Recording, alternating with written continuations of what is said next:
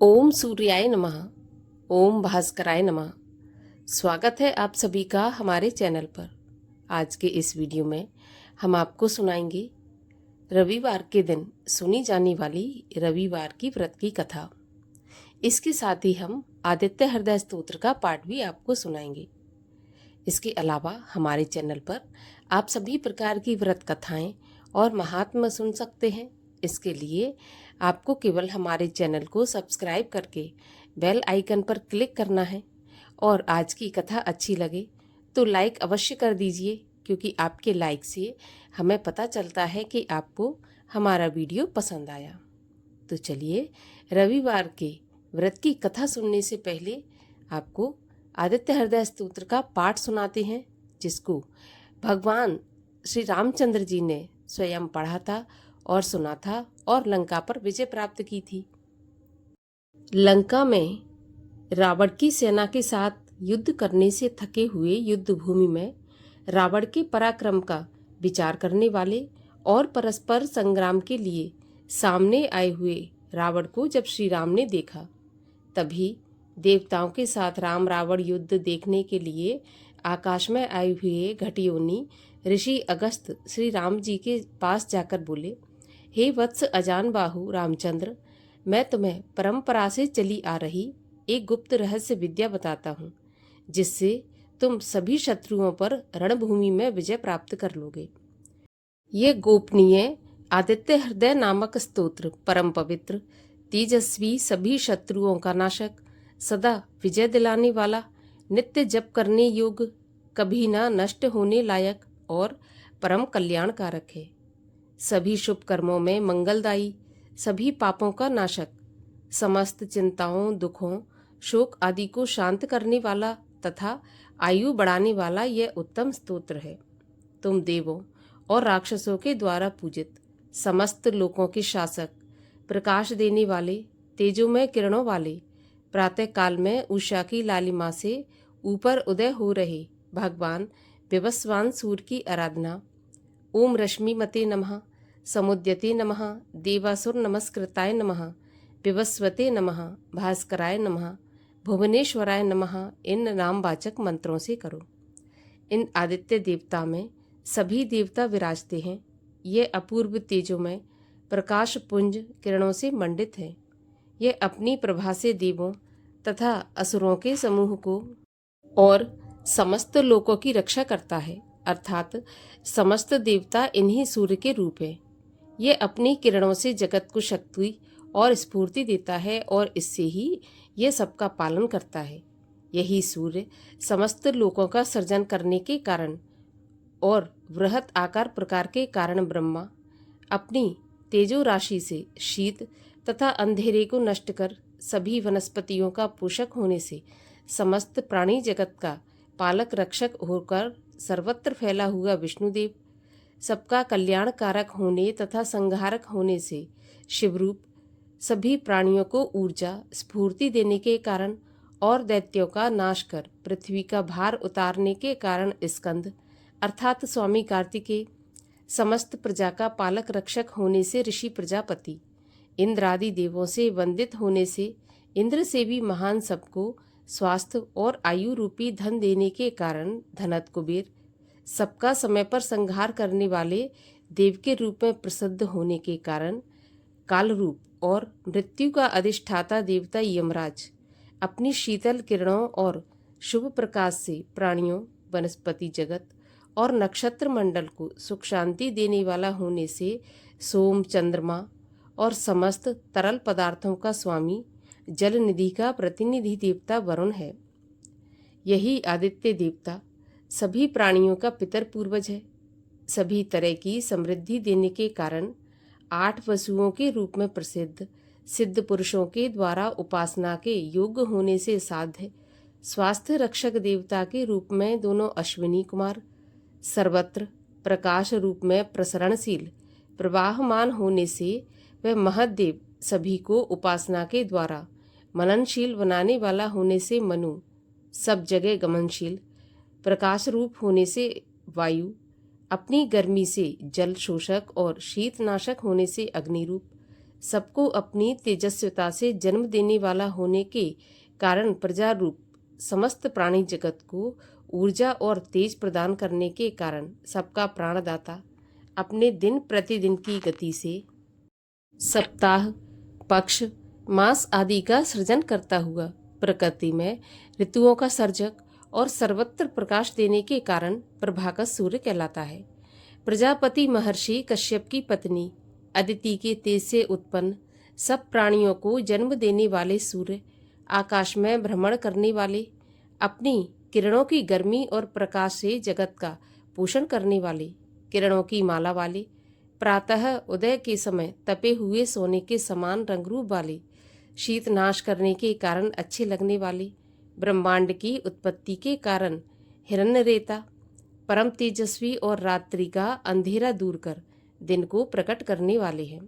सभी दिशाओं में व्यापक तेजस्वी हरे रंग के घोड़ों के रथ पर विराजमान, हजारों प्रकाशमान शिखाओं वाले, 7 वर्णों के घोड़ों वाले, 7 क्रमों में अपनी तेजस्वी किरणों को बिखेरने वाले, अंधेरे को मथकर चीरकर प्रकाश रूप में अवतरित होने वाले, सबका कल्याण करने वाले, सबका दुख दूर करने वाले, भरण पोषण और संहार करने वाले मार्तंड की संतान अर्थात तेजोपुंज विश्व को जीवन देने वाले हैं।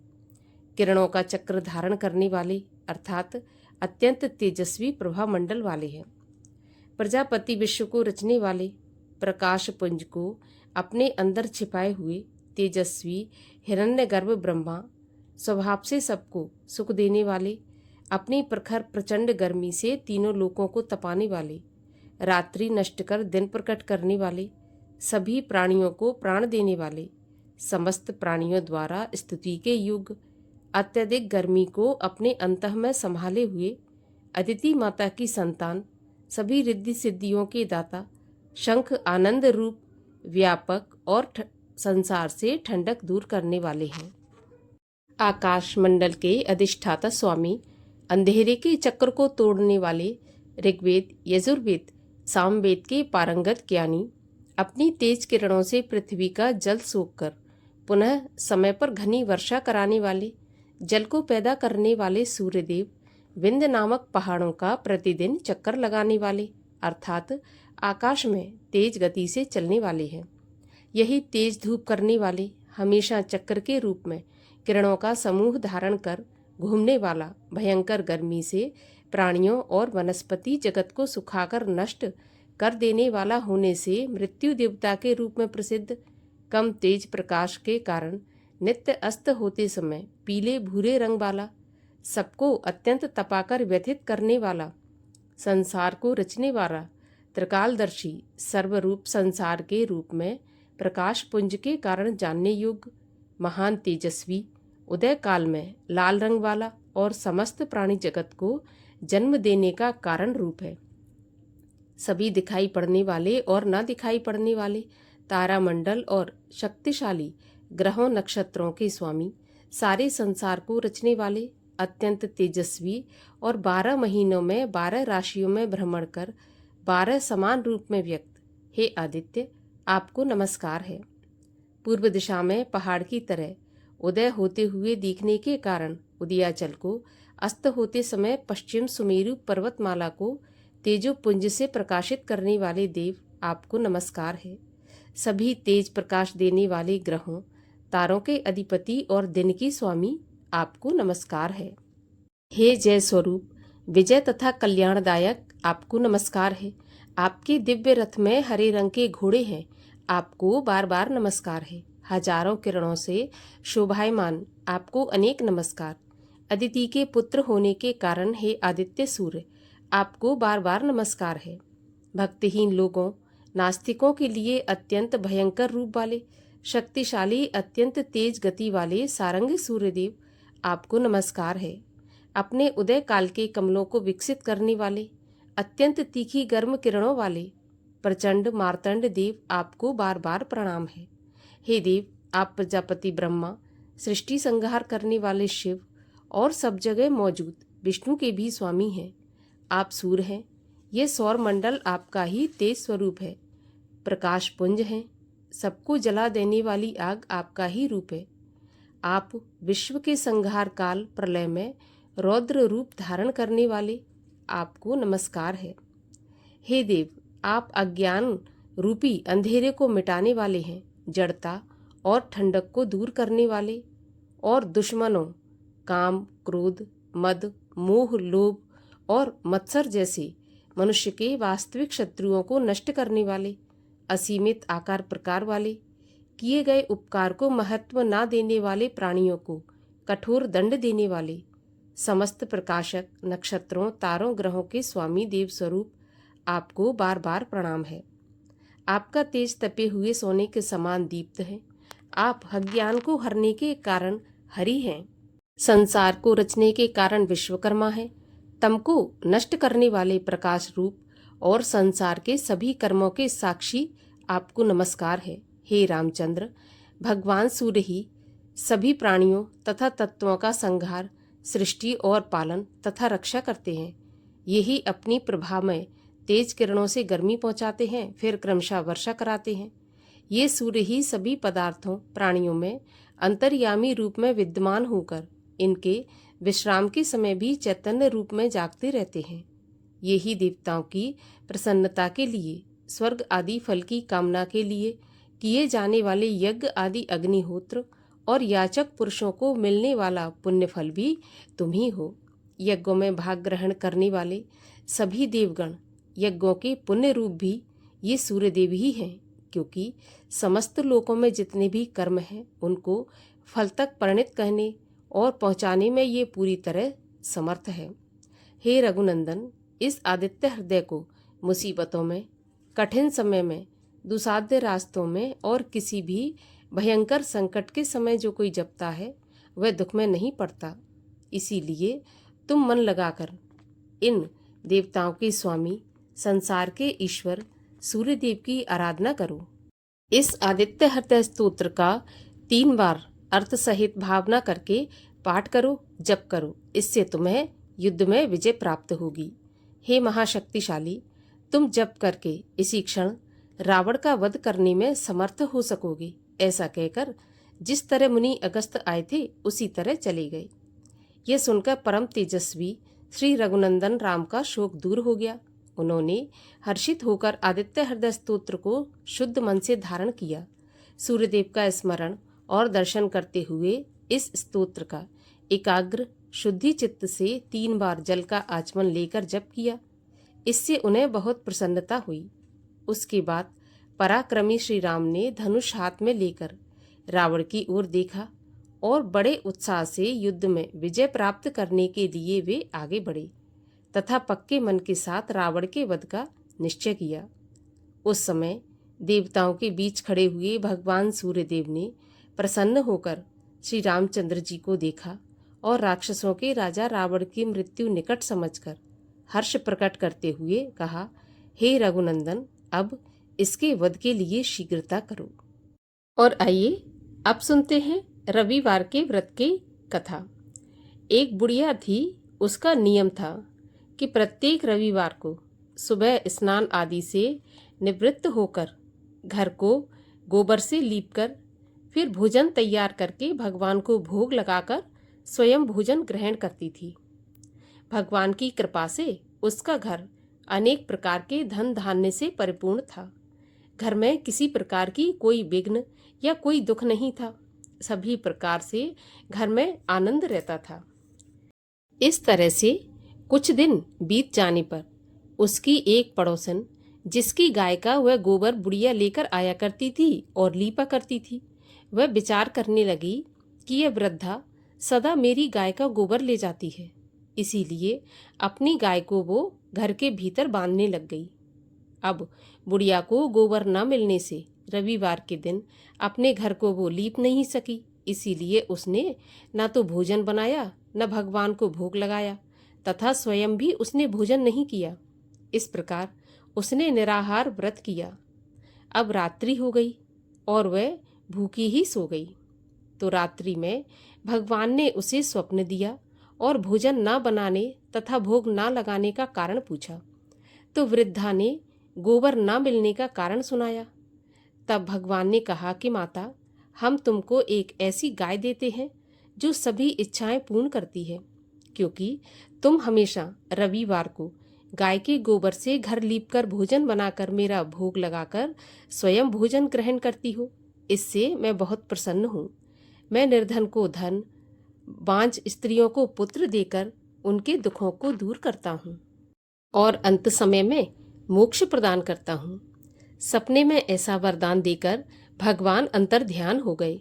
प्रातःकाल जब वृद्धा की आंख खुली तो वह देखती है कि आंगन में एक अति सुंदर गाय और बछड़ा बंधे हुए हैं। यह गाय और बछड़े को देखकर बहुत प्रसन्न हुई और उसको घर के बाहर बांध दिया और वहीं पर खाने को चारा और पानी दे दिया। जब उसकी पड़ोसन बुढ़िया ने घर के बाहर एक अति सुंदर गाय और बछड़े को बंधा देखा तो द्वेष के कारण उसका हृदय जल उठा और उसने देखा कि गाय ने तो सोने का गोबर दिया है। तो वह उस गाय का गोबर ले गई और अपनी गाय का गोबर उसकी जगह पर रख गई। अब वह प्रतिदिन ऐसा ही करती और सीधी सादी बुढ़िया इसको कोई खबर ही नहीं थी।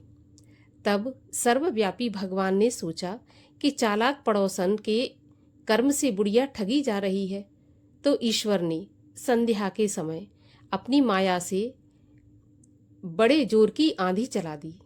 बुढ़िया ने आंधी के भय से अपनी गाय को घर के भीतर बांध लिया। प्रातःकाल जब बुढ़िया ने देखा कि गाय ने सोने का गोबर दिया है तो उसके आश्चर्य की सीमा नहीं रही और वह बहुत खुश हुई। अब बुढ़िया रोजाना गाय को घर के भीतर ही बांध लिया करती थी। उसने अब गाय को बाहर बांधना बंद कर दिया। उधर पड़ोसन ने देखा कि बुढ़िया गाय को घर के भीतर बांधने लगी और उसका सोने का गोबर उठाने का दाव नहीं चलता, तो वह ईर्ष्या और डाह से जल उठी और कुछ उपाय न देख पड़ोसन ने उस देश के राजा की सभा में जाकर कहा कि महाराज, मेरे पड़ोस में एक बुढ़िया के पास ऐसी गाय है जो रोजाना सोने का गोबर देती है। आप उस सोने से प्रजा का पालन करिए। वह वृद्धा भला इतने सोने का क्या करेगी। राजा ने यह बात सुनकर अपने दूतों को वृद्धा के घर से गऊ लाने की आज्ञा दे दी। अब वृद्धा प्रातः ईश्वर का भोग लगा भोजन ग्रहण करने ही जा रही थी कि राजा के कर्मचारी गाय खोलकर ले गए। बुढ़िया काफी रोई चिल्लाई, किंतु कर्मचारियों के समक्ष कोई क्या कहता। उस दिन वृद्धा गाय के वियोग में भोजन नहीं खा सकी और रात भर रो रो कर ईश्वर को गाय को पुनः पाने के लिए प्रार्थना करने लगी। उधर राजा गाय को देखकर बहुत प्रसन्न हुआ, लेकिन सुबह जैसे ही वह उठा तो देखता है कि सारा महल गोबर से भर गया है। राजा यह देखकर घबरा गया। तो भगवान ने रात्रि में राजा को सपने में कहा कि हे राजा, गाय वृद्धा को लौटाने में ही तेरा भला है। उसके रविवार के व्रत से प्रसन्न होकर मैंने उसे गाय दी थी। प्रातः होते ही राजा ने बुढ़िया को बुलाकर बहुत से धन के साथ साथ सम्मान सहित गाय बछड़ा लौटा दिया। उसकी पड़ोसन को बुलाकर उचित दंड दिया। इतना करने के बाद ही राजा के महल से गंदगी दूर हो गई। उसी दिन से राजा ने नगरवासियों को आदेश दिया कि राज्य की समृद्धि तथा अपनी समस्त मनोकामनाओं की पूर्ति के लिए रविवार का व्रत रखा करो। व्रत करने से नगर के लोग सुखी जीवन व्यतीत करने लगे। कोई भी बीमारी तथा प्रकृति का प्रकोप उन पर नहीं होता था और सारी प्रजा सुख के साथ रहने लगी। बोलिए सूर्यदेव भगवान की जय।